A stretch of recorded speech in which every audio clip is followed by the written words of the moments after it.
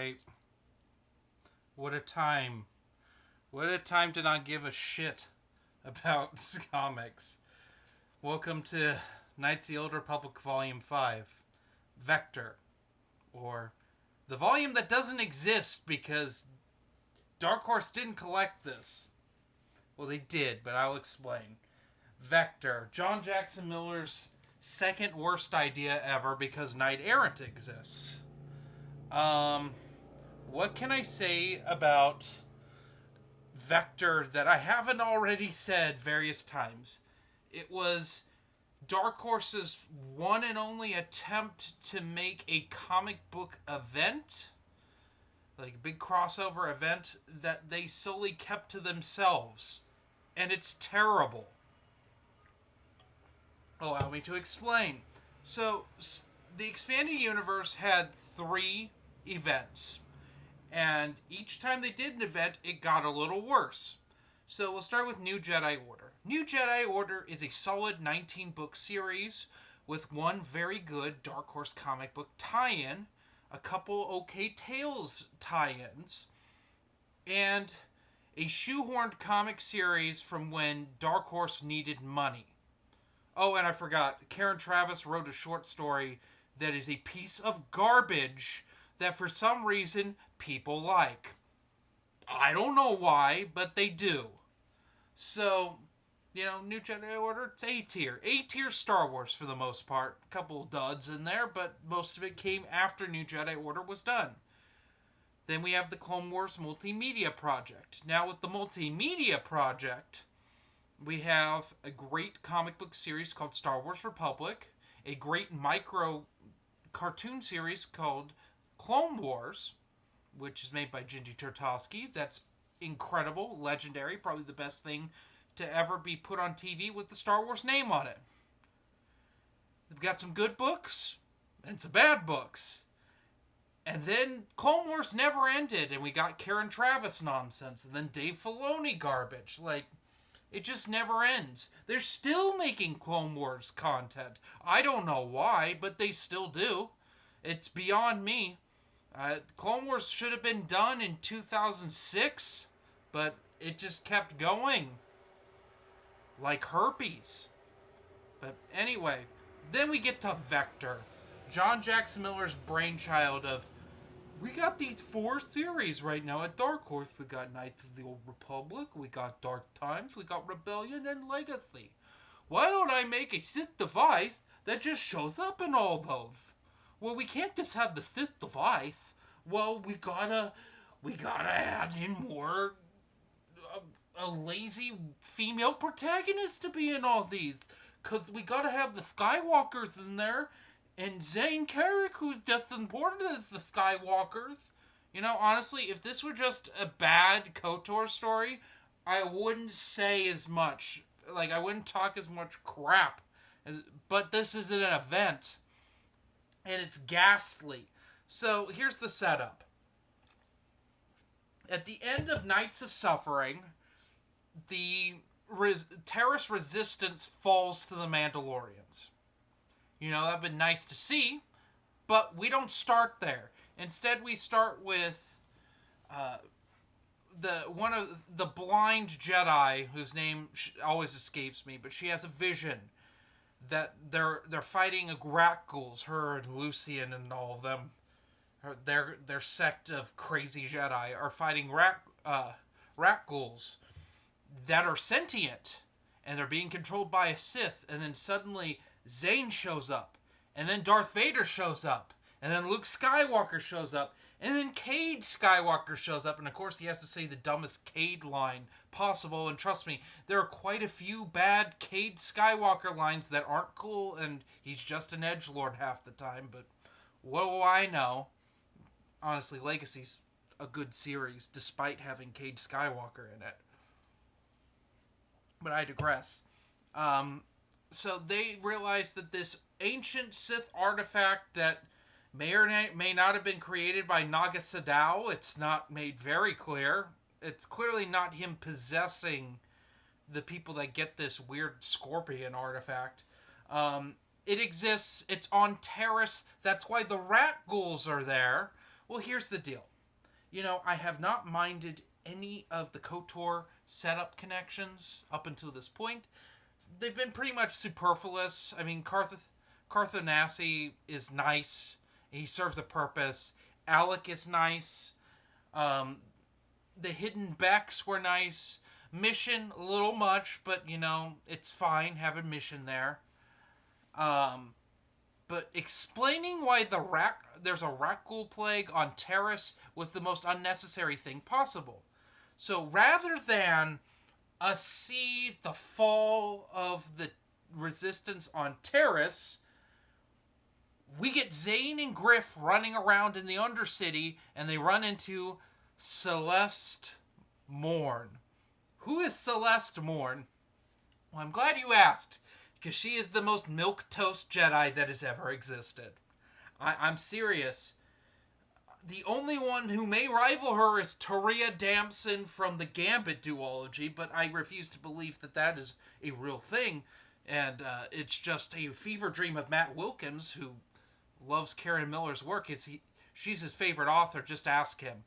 So, Celeste Morn is part of a secret spy society of Jedi that Lucian Dre and his people control. They are like the James Bonds of the Jedi, and they are solely there to collect Sith artifacts.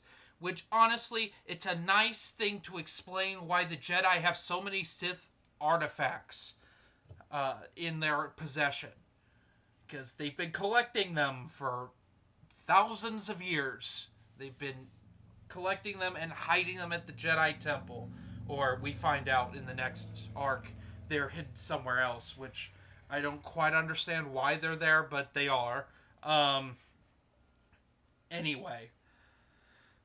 So, Celeste Morn is trying to track down this Sith artifact, but the Mandalorians get it, and a Mandalorian who never said anything in Flashpoint, but we're supposed to care about him, whose name is not even worth referencing because he's so worthless.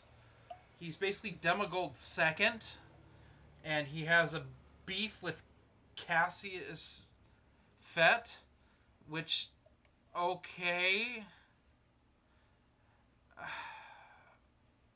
Why? Why does this matter? Why do we... I don't understand. He gets a hold of it. It controls him. He's not force sensitive, though, so he can't control the Rakghouls, and he ends up starting this plague of Rakghouls where the Mandalorians are preparing their invasion force to invade Alderaan. Well, I didn't explain how Zane, Griff, and Celeste end up on this planet, because they basically stow away, but it's not explained very well how they get there. But things go haywire. It suddenly feels like Red Harvest, which honestly leads me to believe that Joe Schreiber decided that he wanted to remake Vector Part 1, and, he did a better job.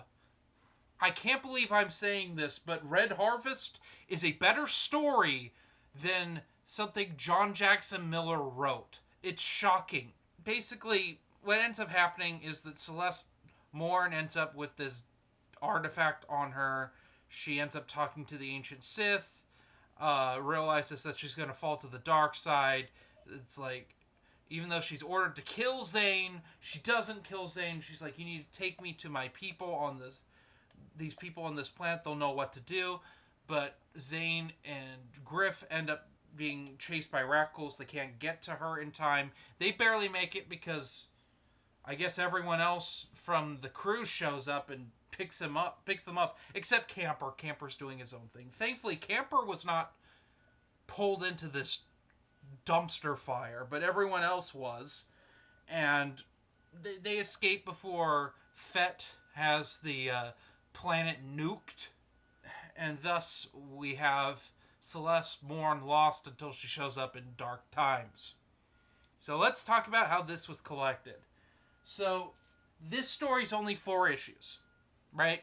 It's only 4 issues, and it's a little too short to collect as a volume of KOTOR.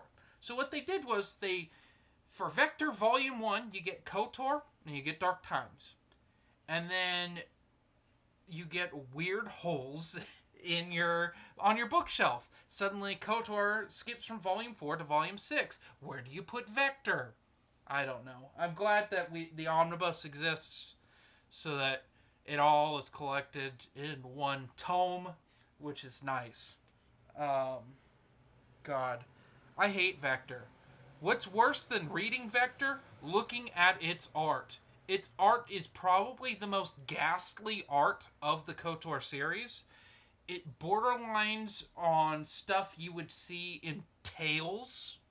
It's not as bad as the new canon art, but honestly, there's been new canon art that's better than this. I don't know why this artist wasn't fired.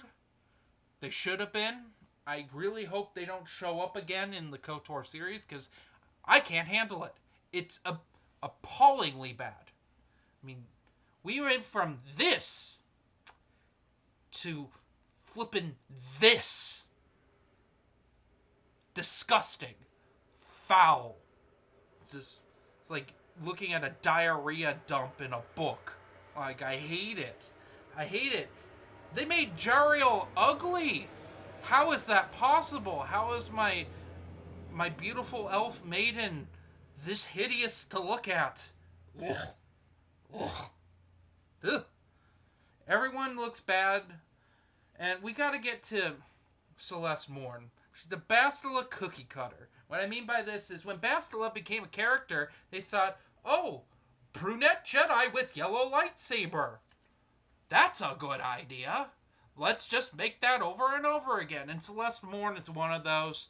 We get another one in like The Force Unleashed 2, where the DLC where you fight Leia, she's dressed like Bastila and has a yellow lightsaber. Why? I don't know. It's lazy. It's just lazy. The whole thing is lazy. It's a giant pile of shit. What would I rank Vector Part 1? A 2 out of 5. You might be wondering how it got a 2. It's because the other 3 stories are actually worse. This is the best story in Vector. Why? Because John Jackson Miller incorporates it the best out of the 4 authors. But we'll get to Vector parts 2 through 4 at another time. Because I think I'm going to